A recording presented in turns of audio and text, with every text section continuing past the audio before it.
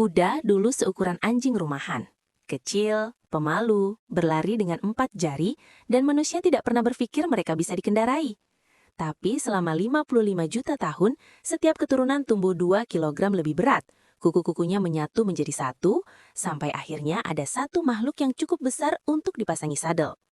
Sekitar 4.000 tahun yang lalu, orang-orang stepa Mongolia menggandakan ukuran peperangan mereka dengan cara sederhana. Mereka mengikat mereka sendiri ke punggung kuda menggunakan tali, bukan kayu. Kemudian mereka menambahkan stirrup, 2 pijakan gantung yang mengubah kuda dari taksi menjadi tank bergerak. Dalam 3 abad, Kekaisaran Mongol menguasai separuh dunia hanya karena ada pijakan besi di kedua sisi perut kuda. Pada tahun 1850, kereta uap tiba ke Amerika, dan untuk pertama kalinya dalam sejarah manusia, transportasi tidak lagi membutuhkan nafas. Kuda masih membawa barang, tapi bukan lagi ikon kekuatan. Mereka sekarang hanya pembantu di pinggir rel baja.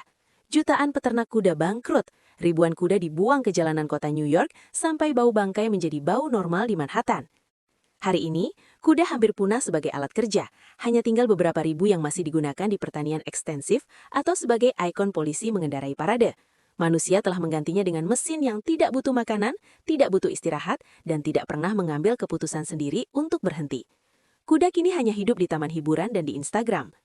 Pada tahun 2120, teknologi pemulihan DNA akan cukup murah sehingga petani garis tepi Sahara yang tanah-tanahnya mati akan memilih kembali ke kuda, bukan karena mereka romantis, tapi karena kuda bisa makan rumput lokal yang menyerap karbon, sementara traktor perlu bensin sintetis yang masih mahal. Kuda akan kembali, bukan sebagai simbol masa lalu, melainkan sebagai solusi masa depan yang paling efisien secara kalori per kilometer. Tepat seperti saat manusia pertama kali memutuskan mereka layak dikendarai.